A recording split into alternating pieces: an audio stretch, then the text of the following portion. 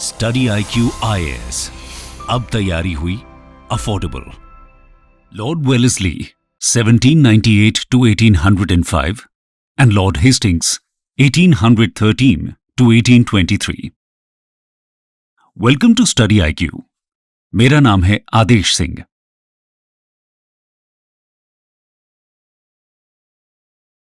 दोस्तों, आज हम इस वीडियो में दो इंपॉर्टेंट ब्रिटिश गवर्नर जनरल्स के बारे में बात करने वाले हैं। हमने अपनी पिछली वीडियो में लॉर्ड कॉर्नवालिस को कवर किया था, जो 1793 तक गवर्नर जनरल की पोस्ट पर रहते हैं। उनके बाद 1793 से लेकर 1798 तक गवर्नर जनरल रहे थे सर जॉन शो, जिनके टाइम पीरियड में कोई खास रोमांचक घटना घटित नहीं होती। और इनके बाद 1798 में गवर्नर जनरल बनते हैं लॉर्ड वेलेस्ली, जो कि इंपॉर्टेंट गवर्नर जनरल्स में से एक हैं, और इसीलिए इनके बारे में डिटेल में चर्चा करना जरूरी हो जाता है। तो आइए शुरू करते हैं। Lord Wellesley and his policy of wars. Richard Colley Wellesley, जिन्हें मार्क्वेस वेलेस्ली के नाम से भी जाना जाता है, गवर्नर जनरल बनने से पहले ब्रिटिश ट्रेजरी के लॉर्ड और बोर्ड ऑफ कंट्रोल में कमिश्नर की ऑफिस होल्ड कर चुके थे। लेकिन इंग्लैंड की पॉलिटिकल लाइफ में वो अपना कुछ खास इंप्रेशन नहीं बना पाए थे, या फिर ये कह सकते हैं कि उन्हें अभी तक ऐसा मौका ही नहीं मिला था जहां वो अपनी काबिलियत दिखा पाएं। उन्हें यह मौका मिला है जब 1798 में उनका अपॉइंटमेंट गवर्नर जनरल की पोस्ट पर होता है। वेलेस्ली इंडिया में अपने मिशन को लेकर बहुत क्लियर विजन से आए थे। वो कंपनी को इंडिया में सुप्रीम पावर बना देना चाहते थे, उसकी टेरिटरीज को और भी ज्यादा इंक्रीज करना चाहते थे, और सभी इंडियन स्टेट्स को कंपनी के डिपेंडेंट की पोजीशन में ले आना चाहते थे। वेलेस्ली सर जॉन शोर की पीस और नॉन इंटरवेंशन की पॉलिसी को छोड़कर वॉर की पॉलिसी शुरू करते हैं। उनके अकॉर्डिंग नॉन इंटरवेंशन की पॉलिसी से सिर्फ कंपनी के दुश्मनों को ही फायदा हो सकता था, और उनकी इस फॉरवर्ड पॉलिसी को इंग्लैंड की वॉर मिनिस्ट्री भी सपोर्ट करती है। लॉर्ड वेलेस्ली इंडियन रूलर्स के अगेंस्ट बहुत ही ऑफेंसिव एटीट्यूड अडॉप्ट करते हैं। वो खुद को बंगाल टाइगर कहते थे, जो हमेशा ही शिकार की तलाश में रहता था, और बंगाल के इस टाइगर का पहला शिकार बनते हैं मैसूर के टाइगर टीपू सुल्तान। टीपू सुल्तान के साथ 1799 में होता है fourth Anglo Mysore war.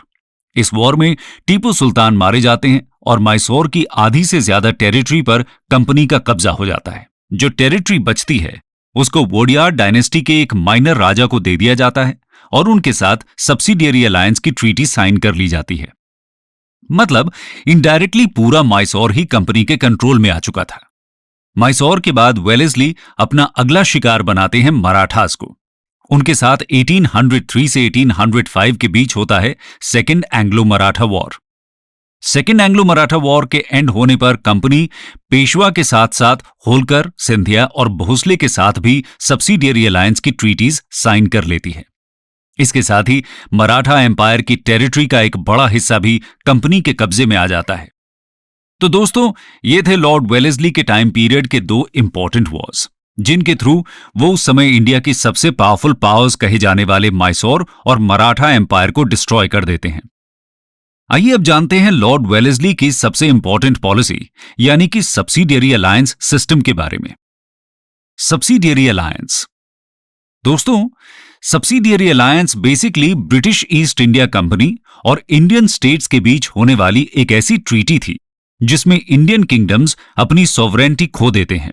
India में ब्रिटिश एम्पायर को खड़ा करने में सब्सिडियरी अलायंस सिस्टम की बड़ी भूमिका रहती है। लॉर्ड वेलेस्ली ने इस सिस्टम को फॉर्मली फ्रेम किया था, लेकिन इसका सबसे पहली बार यूज किया था फ्रेंच गवर्नर ड्यूप्ले ने। आपको याद ही होगा कि कैसे कर्नाटिक वॉर्स के समय ड्यूप्ले इंडियन सिस्टम्स के साथ अलायंस बनाते हैं, जिसमें उन्हें प्रोटेक्शन देने के बदले में वो उनसे ट्रिब्यूट और टेरिटरीज दोनों ही ले लेते हैं। इसके बाद ब्रिटिशर्स के साथ इस तरह के अलायंस में आने वाले पहले रूलर थे अवध के नवाब शुजाउद्दौला। बैटल ऑफ बक्सर के बाद 1765 में हुई इलाहाबाद ट्रीटी के जरिए वो एक तरह से सब्सिडियरी अलायंस का हिस्सा बन जाते हैं, लेकिन उस समय तक इसे एक सिस्टम का रूप नहीं दिया गया था, और ये काम किया था वेलेस्ली ने। वो सब्सिडियरी अलायंस के प्रोविजंस को वेल डिफाइंड बनाते हैं और फिर इसे ब्रिटिश एम्पायर के एक्सपेंशन के लिए एक हथियार की तरह यूज करते हैं। आइए अब सब्सिडियरी अलायंस के फीचर्स को समझते हैं। Features of subsidiary alliance. दोस्तों, जो इंडियन रूलर्स ब्रिटिशर्स के साथ सब्सिडियरी अलायंस में एंटर करते थे, उन्हें अपनी आर्मी को डिसॉल्व करके अपनी टेरिटरी में ब्रिटिश फोर्स को रखना होता था और इस ब्रिटिश आर्मी की मेंटेनेंस का खर्चा भी उन्हें ही देना होता था। अगर कोई रूलर पेमेंट करने में फेल हो जाता था तो उसकी टेरिटरी का कुछ पार्ट कंपनी अपने कब्जे में कर लेती थी। इसके बदले में ब्रिटिशर्स इंडियन स्टेट को किसी भी फॉरेन अटैक या फिर इंटरनल रिवोल्ट से प्रोटेक्शन ऑफर करते थे। इंडियन रूलर्स को अपने कोर्ट में एक ब्रिटिश रेजिडेंट को भी रखना होता था। वैसे तो ट्रीटी में प्रॉमिस किया जाता था कि ये रेजिडेंट्स इंडियन स्टेट के इंटरनल अफेयर्स में कोई इंटरफेरेंस नहीं करेंगे, लेकिन ये प्रॉमिस अक्सर पेपर पर ही रह जाता था। इसके साथ ही इंडियन स्टेट किसी भी और फॉरेन पावर के साथ कोई अलायंस नहीं कर सकता था और न ही अपने यहां ब्रिटिशर्स के अलावा किसी और यूरोपियन को सर्विस पर रख सकता था। और अगर अलायंस साइन करने से पहले कोई यूरोपियन उनके यहां काम कर रहा होता था तो उनकी सर्विस को भी टर्मिनेट करना होता था। इस प्रोविजन का मोटिव था फ्रेंच इन्फ्लुएंस को कम करना। बिना ब्रिटिश अप्रूवल के इंडियन रूलर किसी दूसरे इंडियन रूलर के साथ भी किसी तरह के राजनीतिक संबंध नहीं बना सकते थे। इस तरह से इंडियन रूलर अपनी सभी मिलिट्री और फॉरेन पावर्स को खो देते हैं। दूसरे शब्दों में कहें तो वो अपनी सारी इंडिपेंडेंस खोकर ब्रिटिश प्रोटेक्टोरेट बन जाते हैं और इस तरह धीरे धीरे इंडिया का बहुत सारा पार्ट ब्रिटिश कंट्रोल में आ जाता है। लॉर्ड वेलेस्ली के सब्सिडियरी अलायंस को सबसे पहले एक्सेप्ट किया था 1798 में हैदराबाद के निजाम ने। इसके बाद 1799 में मैसूर और तंजौर, 1801 में अवध, 1802 में पेशवा, 1803 में भोसले और 1804 में सिंधिया भी सब्सिडियरी अलायंस पर साइन कर देते हैं। इसके अलावा जोधपुर, जयपुर, मछेरी, बूंदी और भरतपुर के स्टेट्स भी इस अलायंस के पार्ट बनते हैं। दोस्तों, सब्सिडियरी अलायंस की वजह से इंडिया का एक बहुत बड़ा हिस्सा कंपनी के इनडायरेक्ट कंट्रोल में आ जाता है। इसके साथ ही अब इंडियन रूलर्स के खर्चे पर कंपनी एक लार्ज आर्मी को भी मेंटेन कर सकती थी। यही आर्मी आगे चलकर इंडिया के बाकी पार्ट्स को जीतने में उनकी हेल्प करती है। इसीलिए सब्सिडियरी अलायंस इंडिया में ब्रिटिश एम्पायर के एक्सपेंशन के लिए बहुत इंपॉर्टेंट पॉलिसी मानी जाती है। इस तरह लॉर्ड वेलेस्ली अपने विजन को पूरा करने में सफल रहते हैं। उन्होंने न सिर्फ इंडिया में ब्रिटिश एम्पायर का टेरिटोरियल एक्सपेंशन किया, बल्कि कंपनी को इंडिया की सुप्रीम मिलिट्री अथॉरिटी भी बना दिया। दोस्तों, लॉर्ड वेलेस्ली के बाद एक बार फिर से लॉर्ड कॉर्नवालिस गवर्नर जनरल बनकर इंडिया आते हैं। लेकिन जैसा कि हमने अपनी पिछली वीडियो में भी आपको बताया था, इससे पहले कि वो अपने सेकेंड टर्म में कुछ इंपॉर्टेंट करते, उनकी मृत्यु हो जाती है। उनके बाद 1805 से 1807 तक जॉर्ज बार्लो गवर्नर जनरल रहे थे। उनके टाइम पीरियड की सिर्फ एक ही चीज याद रखने लायक है और वो है 1806 में हुई वेल्लोर सिपाही म्यूटिनी। दोस्तों, ये म्यूटिनी वेल्लोर में स्टेशन मद्रास रेजिमेंट के कुछ सिपाहियों द्वारा की गई थी। इसके पीछे का कारण था ट्रेडिशनल अटायर पर बैन का ऑर्डर, जो मद्रास के उस समय के गवर्नर जनरल बेंटिंक ने पास किया था। विलियम बेंटिंक ने जल्द ही म्यूटिनी को सप्रेस भी कर दिया था।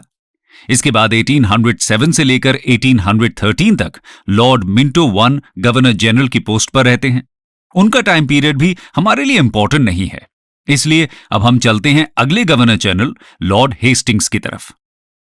Lord Hastings 1813 to 1823। दोस्तों, जहां एक तरफ लॉर्ड वेलेस्ली ने इंडिया में कंपनी की मिलिट्री सुप्रीमेसी को एस्टैब्लिश किया था, वहीं लॉर्ड हेस्टिंग्स ने इंडिया में ब्रिटिश पैरामाउंसी को इंपोज करने का काम किया था। लेकिन इंडिया में आने के बाद उनके सामने सबसे पहला चैलेंज था गोरखास का। तो आइए इसको थोड़ा डिटेल में डिस्कस करते हैं। गोरखा वॉर और the Anglo Nepal war 1814 to 1816। दोस्तों, 1768 में गोरखाज ने नेपाल पर अपना कंट्रोल एस्टैब्लिश कर लिया था। इसके बाद वो अपनी डोमिनियन को माउंटेन के आगे एक्सपैंड करना शुरू करते हैं। नॉर्थ में तो चाइनीज इन्हें एक्सपेंशन करने नहीं देते, इसलिए ये बंगाल और अवध की तरफ पुश करते हैं। 1801 में जब कंपनी ने गोरखपुर डिस्ट्रिक्ट को ऑक्यूपाई कर लिया, तब उनका फ्रंटियर गोरखाज की टेरिटरी के डायरेक्ट टच में आ जाता है। इसके बाद कॉन्फ्लिक्ट शुरू होता है, जब गोरखाज बुतवाल और शिवराज डिस्ट्रिक्ट पर कब्जा कर लेते हैं। उस समय तो ब्रिटिशर्स बिना किसी ओपन कॉन्फ्लिक्ट के इन डिस्ट्रिक्ट्स को रीऑक्यूपाई कर लेते हैं। लेकिन मई 1814 में गोरखाज एक बार फिर से बुटवाल के 3 पुलिस स्टेशंस पर अटैक कर देते हैं। लॉर्ड हेस्टिंग्स इसे एक चैलेंज की तरह लेते हैं और गुरखाज के अगेंस्ट ऑफेंसिव लॉन्च करने का डिसीजन लेते हैं। 12,000 की गुरखा आर्मी के अगेंस्ट हेस्टिंग्स 34,000 सोल्जर्स की लार्ज आर्मी तैयार करते हैं। लेकिन 1814-15 का ये कैंपेन बुरी तरह फेल हो जाता है। इसके बाद भी ब्रिटिशर्स हार नहीं मानते और फिर से कोशिश करते हैं। अप्रैल 1815 में वो कुमाऊं हिल्स में अल्मोड़ा को कैप्चर करने में कामयाब होते हैं और मई 1815 में अमर सिंह थापा से मालाओं का फोर्ट भी जीत लिया जाता है। मालाओं के फॉल के बाद गुरखाज नेगोशिएशंस करने के लिए तैयार हो जाते हैं, लेकिन हेस्टिंग्स की डिमांड्स उनके एटीट्यूड चेंज कर देती हैं और एक बार फिर से दोनों के बीच हॉस्टिलिटीज शुरू हो जाती हैं। फरवरी 1816 में नेपोलिस को मकवानपुर में बुरी तरह हरा दिया जाता है। इसके बाद गुरखाज समझ जाते हैं कि उनके लिए अब ब्रिटिश को और रेजिस्ट करना पॉसिबल नहीं है और इसीलिए मार्च 1816 में वो ट्रीटी ऑफ सगौली को एक्सेप्ट कर लेते हैं। ट्रीटी के अकॉर्डिंग गुरखाज, गढ़वाल और कुमाऊं डिस्ट्रिक्ट्स कंपनी को सरेंडर कर देते हैं। इसके साथ ही दोनों के बीच तराई बाउंड्री को पिलर्स के थ्रू मार्क कर दिया जाता है। गुरखाज काठमांडू में ब्रिटिश रेजिडेंट रखने के लिए भी मान जाते हैं और इसके साथ ही सिक्किम से परमानेंटली विथड्रॉ करने के लिए तैयार हो जाते हैं। ब्रिटिशर्स को हिल स्टेशंस और समर कैपिटल्स के लिए साइट भी मिल जाती है, जैसे कि शिमला, मसूरी, रानीखेत एटसेट्रा। इसके साथ ही ब्रिटिशर्स गुरखाज को अपनी आर्मी में भी शामिल कर लेते हैं, जो आगे चल के इंडिया में कंपनी की डोमिनियन को एक्सपैंड करने में काफी हेल्प करते हैं। तो दोस्तों, इसके बाद लॉर्ड हेस्टिंग्स का नेक्स्ट चैलेंज होता है पिंडारीज का इश्यू। पिंडारीज के बारे में हमने एंग्लो मराठा वॉर्स के लेक्चर में डिटेल में डिस्कस किया था।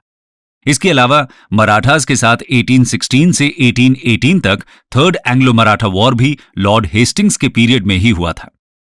थर्ड एंग्लो मराठा वॉर से पहले हेस्टिंग्स मराठास के चैलेंज को हमेशा के लिए खत्म कर देते हैं। दोस्तों, मराठास के डिक्लाइन के बाद प्रैक्टिकली तो कंपनी इंडिया में सुप्रीम पावर बन गई थी, लेकिन अभी भी मुगल रूलर सेरेमोनियल तौर पर इंडिया के एम्परर थे और गवर्नर जनरल की सील पर the servant of emperor phrase लिखा होता था। लॉर्ड हेस्टिंग्स इसे बदलना चाहते थे, इसलिए वो अपने नॉर्दर्न इंडिया के टूर पर मुगल एम्परर अकबर II से मिलने से इनकार कर देते हैं। वो साफ कर देते हैं कि मुगल एम्परर को पहले सभी ऐसी सेरेमनीज को खत्म करना होगा जो कंपनी के डोमिनियंस पर उनकी सुप्रेमेसी दर्शाती हो। मतलब कि एम्परर को कंपनी के साथ इक्वालिटी के स्टेटस पर मिलना होगा।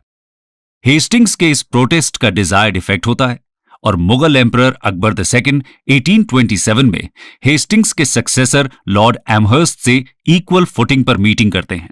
इस तरह से लॉर्ड हेस्टिंग्स ने न सिर्फ कंपनी को सुप्रीम पावर बनाया, बल्कि उसको एक सुप्रीम पावर की तरह बिहेव करना भी सिखा दिया। दोस्तों, वैसे तो लॉर्ड हेस्टिंग्स अपनी वॉर्स के लिए ही जाने जाते हैं, लेकिन इनके टाइम पीरियड में कुछ एडमिनिस्ट्रेटिव रिफॉर्म्स भी हुए थे। आइए उनको भी डिस्कस कर लेते हैं। Administrative reforms under Hastings. दोस्तों, लॉर्ड हेस्टिंग्स काफी लकी थे क्योंकि उनके पास sir John Malcolm, sir Thomas Munro, Elphinstone और चार्ल्स मेटकाफ जैसे केपेबल एडमिनिस्ट्रेटर्स मौजूद थे। यही एडमिनिस्ट्रेटर्स उनके टाइम पीरियड में रिफॉर्म्स को इंट्रोड्यूस करते हैं, जैसे कि थॉमस मनरो जो 1820 में मद्रास के गवर्नर बनते हैं, मालाबार, कोयम्बटोर, मदुराई और दिंडीगुल में लैंड टेन्योर के रियोतवाड़ी सिस्टम को इंट्रोड्यूस करते हैं। रियोतवाड़ी सिस्टम में सेटलमेंट डायरेक्टली रियोत यानी कि एक्चुअल टिलर के साथ किया जाता था। मतलब कल्टीवेटर ही लैंड रेवेन्यू का डायरेक्ट पेयर बन जाता है, बिना किसी जमींदार या विलेज कम्युनिटी के बीच में आए। इसी तरह नॉर्थ वेस्टर्न प्रोविंस में महलवाड़ी सिस्टम इंट्रोड्यूस किया जाता है। इसके अकॉर्डिंग सेटलमेंट विलेज कम्युनिटी या महल के रिप्रेजेंटेटिव्स के साथ किया जाता था। इंडिविजुअल कल्टीवेटर का शेयर विलेज के लोग आपस में सेटल कर सकते थे। दोस्तों, रियोतवाड़ी और महलवाड़ी सेटलमेंट्स को और ज्यादा डिटेल में हम अपनी लैंड रेवेन्यू सिस्टम्स की वीडियो में कवर करेंगे। लॉर्ड हेस्टिंग्स कॉर्नवालिस के जुडिशियल सिस्टम को भी मॉडिफाई करते हैं। कॉर्नवालिस ने जुडिशरी और एग्जीक्यूटिव का सेपरेशन कर दिया था, लेकिन हेस्टिंग्स फिर से कलेक्टर को मैजिस्ट्रेट का ऑफिस देना शुरू कर देते हैं। तो ये थे लॉर्ड हेस्टिंग्स के समय में होने वाले कुछ एडमिनिस्ट्रेटिव रिफॉर्म्स। कंक्लूजन। दोस्तों, इस तरह लॉर्ड वेलेस्ली और लॉर्ड हेस्टिंग्स दोनों ने ही इंडिया में ब्रिटिश एम्पायर के एक्सपेंशन का काम किया। ये दोनों ही वॉर्स के सपोर्टर थे और कंपनी को इंडिया की सुप्रीम पावर बना देना चाहते थे, और हमने देखा कि कैसे वो अपने इस विजन में कामयाब भी रहते हैं। कंपनी को बराबरी की टक्कर देने की क्षमता रखने वाले सभी राइवल स्टेट्स का खात्मा करके इंडिया में ब्रिटिश पैरामाउंसी को एस्टैब्लिश करने का श्रेय इन्हें ही जाता है। स्टडी IQ IAS, अब तैयारी हुई अफोर्डेबल।